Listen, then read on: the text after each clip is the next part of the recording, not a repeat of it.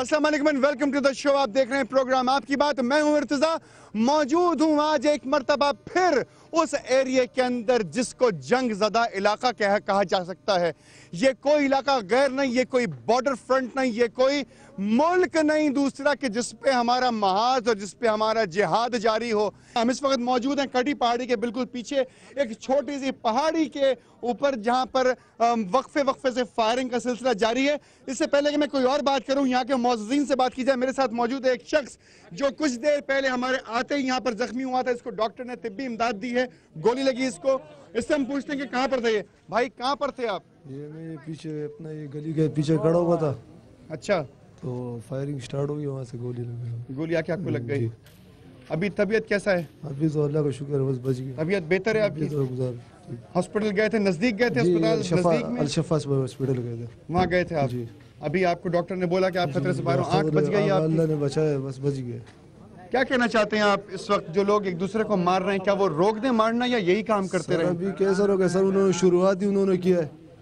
ہر ہفتے بعد 2 دن بعد صلح کرتے, ریلی نکالتے کہ ہم نے جو گروہوں کے درمیان اس وقت فائرنگ ہو رہی ہے وہ رکنی چاہیے, وہ تو ورنہ کسی بھی انسانی جان کو خطرہ ہے. 42-45 لوگ اس وقت تک جا چکے ہیں اس دنیا سے اس گولی اور فائرنگ کے نتیجے میں. سر ہم تو چاہتے ہیں کہ یہ رک جائے, یہ سب کچھ آپ چاہتے ہیں کہ رک جائے سر, ختم ہو جائے, کاروبار سٹارٹ ہو جائے, سب کچھ. کاروبار پہ امپیکٹ پڑ رہا ہے, انسانی جان ضائع ہو رہی ہے.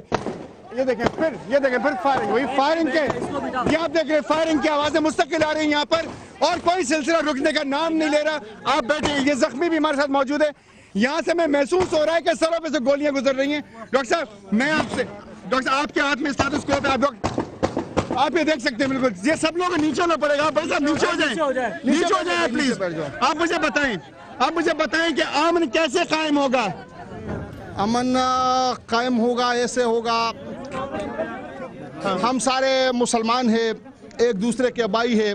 افسوس کی بات یہ ہے کہ ہمارا مذہب بھی ایک ہے, قرآن بھی ایک ہے, خدا بھی ایک ہے, اور وہ 3 مذاہب کے لوگ جن کا تعلق قرآن سے ہے, موسیٰ سے ہے, CIA سے ہے, وہ ہمارے پیچھے پڑے ہیں. ہم ایک قرآن ایک خدا کے ماننے ایک نہیں ہو رہے. ابھی میری بات سنیں, ابھی رضا ہارون صاحب نے پریس کانفرنس کی متحدہ قومی موومنٹ کی جانب سے, انہوں نے کہا کہ 2 گروہوں میں فساد نہیں ہے بلکہ کوئی تیسری طاقت ہے جو اس کے اوپر ہنگامہ آرائی کر رہی ہے. بھائی جو بھی ہو تو مطلب تیسری قوت ہو یا آپس کے گروہوں کا مسئلہ ہو, امن تو ہونا چاہیے, کسی طریقے سے بھی امن ہونا چاہیے. اگر سوات میں آرمی جا سکتی ہے, وزیرستان میں آرمی جا سکتی ہے, اور یعنی اعداد و شمار آپ لے لے تو وزیرستان اور سوات کو کمپیئر کرے تو کراچی میں جتنی قتل و غارت ہو گئی ہے تو میرے خیال میں یہ اعداد و شمار سارے پاکستان سے کہیں بھی زیادہ ہے. مجھے یہ بتائیں کہ نارمل انسان جو کہ دہشت گرد نہ ہو وہ کیا رہائشی علاقوں کے اوپر فائرنگ کر سکتا ہے؟ نہیں کر سکتا, سوال ہی پیدا نہیں ہو سکتا. ایک مسلمان کا قتل جو ہے سارے انسانیت کا قتل ہے.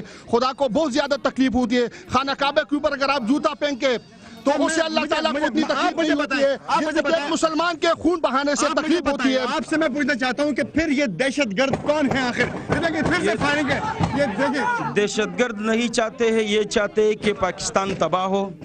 نہ کراچی میں پختون ماجر کا کوئی لڑائی نہیں ہے, سالوں سال ادھر لوگ رہ رہے ہیں آپس میں محبت اور اخوت کے ساتھ. یہ فائرنگ جو ہو رہی ہے جی, کون کر رہا ہے؟ یہ مخصوص ٹولہ ہے, یہ نہیں چاہتا ہے کہ کراچی میں امن ہو.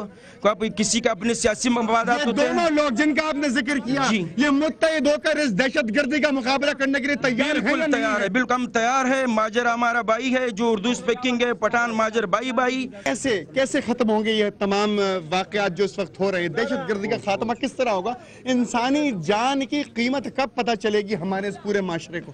یہ سر خاتمہ ایسا ہوگا کہ عوام آپس میں گل مل جائے, آپس میں محبت کی فضا پیدا کرے, اور سب سے بڑی ذمہ داری لیڈران کی ہے. لیڈران اگر اس طرف توجہ نہیں دیں گے تو کیا کریں گے؟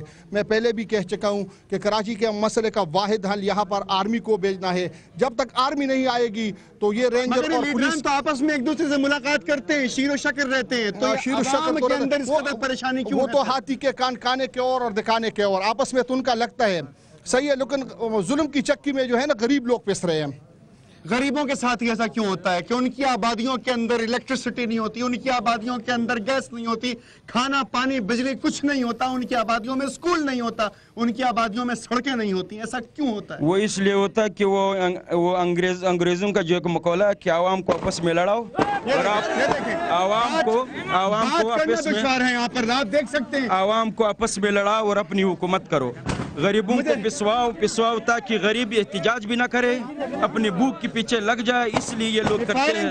یہ اس فائرنگ کا یہ جو فائرنگ ہو رہی ہے اس وقت, کیا آپ سمجھتے ہیں کہ یہ کسی عقل مند انسان کا کام ہو سکتا ہے؟ نہیں, یہ تو حیوان ہو سکتا ہے یا کوئی مسلم نہیں ہو سکتا, یہود و نصارہ کا ایجنٹ ہو سکتا ہے. آپ میرے ہاتھ میں یہ جدید اسلحے کی گولیاں دیکھ رہے ہو کہ ہمارے گھروں کے اوپر, ہمارے چھت کے اوپر یہ جو گولیاں آپ دیکھ رہے ہو جدید اسلحے کے, یہ کسی کے پاس ہو سکتے ہیں.